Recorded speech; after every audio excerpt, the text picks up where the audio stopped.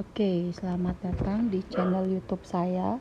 Pada kesempatan ini saya akan menjelaskan sedikit tentang materi himpunan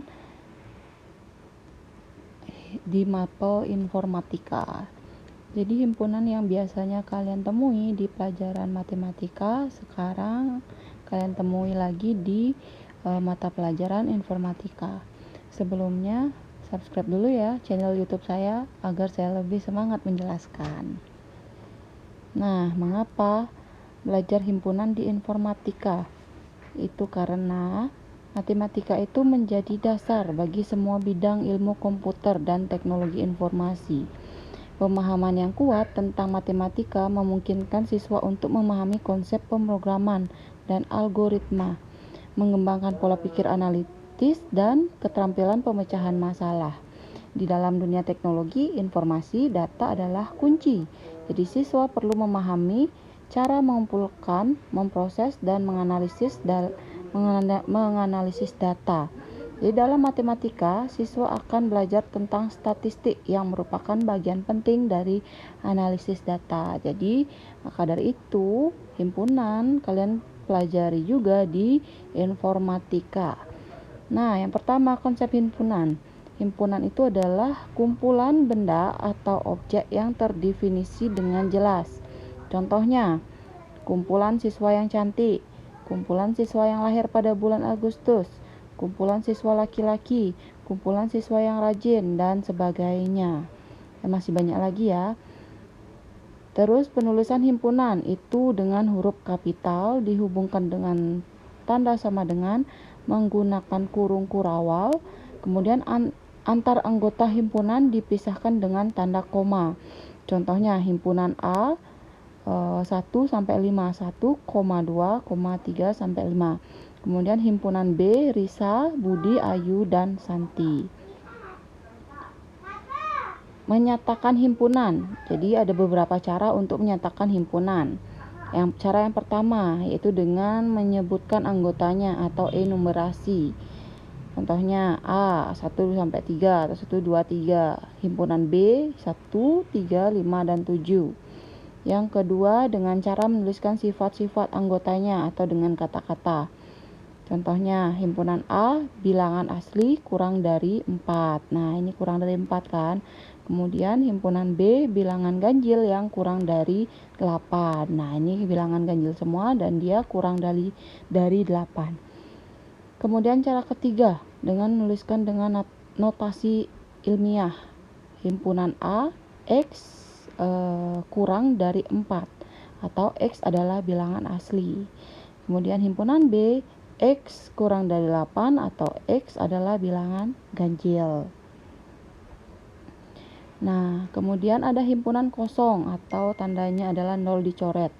Himpunan kosong itu adalah himpunan yang tidak memiliki anggota, dilambangkan dengan kurung kurawal atau 0 yang dicoret nih ya.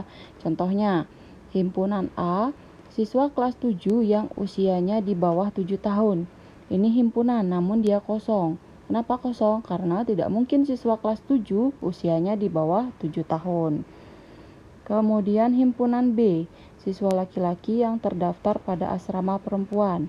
Kenapa kosong? Termasuk himpunan kosong karena tidak mungkin siswa laki-laki terdaftar pada di asrama perempuan ya. Jadi cara penulisannya B sama dengan 0 atau dicoret ya. Kemudian himpunan bagian. Nah, himpunan bagian ini kenapa tanda tanya ini salah ya? Sebenarnya dia ditandai dengan huruf C. Tuh, contohnya adalah himpunan bagian 1 sampai 8. Yang kedua, himpunan B 2, 4, 5, 6 dan 8. Jadi semua anggota B ada di himpunan A. Nah, contohnya B.A. Apakah himpunan B merupakan himpunan bagian dari A? Ya. Jadi dituliskan C di sini. Kenapa ini di tanda tanya ini salah ya? Jadi di komputer saya nggak mau kelihatan tandanya, simbolnya. Kemudian B. Himpunan C merupakan himpunan bagian dari B. Apakah benar? Benar. C merupakan bagian dari B. C merupakan bagian dari B. Ya, jadi tandanya adalah C. Kemudian himpunan A titik titik titik B. Himpunan A bukan himpunan bagian dari himpunan B. Apakah benar himpunan A bukan dari B? Salah. Kalau salah, C-nya dicoret. Kemudian anggota himpunan, contoh dilambangkan dengan huruf E ya. Contoh, A sama dengan 1, 2, 3 sampai 8. Apakah angka 1 merupakan himpunan A? Jawabannya E. Ya, benar, karena angka 1 ini merupakan bagian himpunan dari A.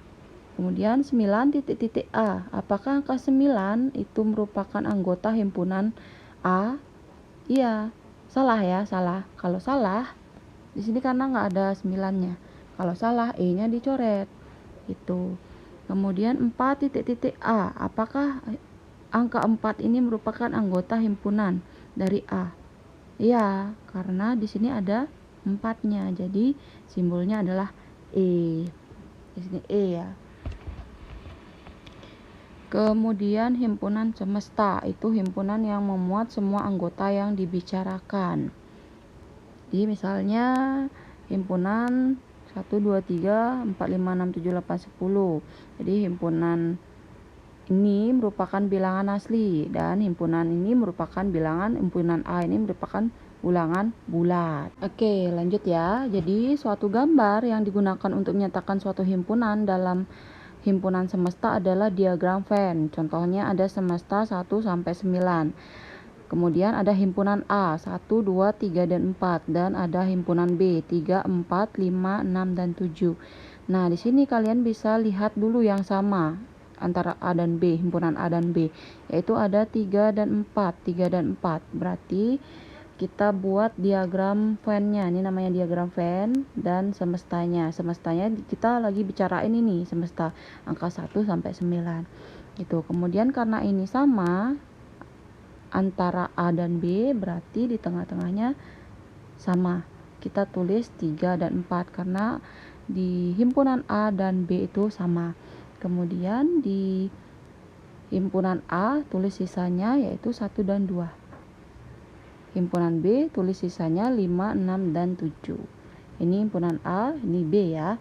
Kemudian 8 dan 9-nya kenapa tidak ditulis? Karena dia tidak termasuk himpunan. Jadi dia tulisnya di luar himpunan gitu ya. Kemudian yang kedua, nah lihat juga di sini ada yang sama nggak? Ada yang sama, 4, 5, 6, 4, 5, 6, 4, 5, 6. Nah jadi di sini jadi sama anggota Q masuk di P. Jadi anggota Q ini masuk di P. Jadi lingkarannya seperti ini. Q-nya masuk di P. Q-nya 4, 5, 6 dan P-nya 1, 2, 3. Sementara 7, 8, 9-nya di luar gitu ya.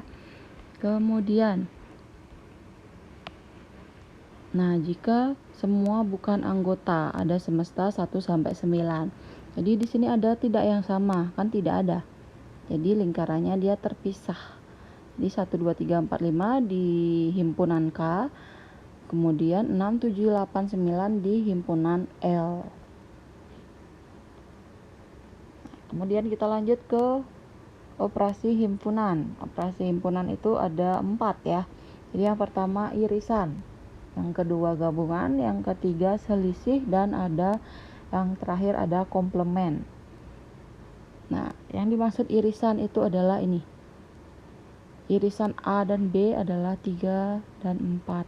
3 dan 4 irisan A dan B. Kemudian gabungan A dan B adalah 1, 2, 3, 4, 5, 6, 7. Ini gabungan A dan B. Kemudian selisih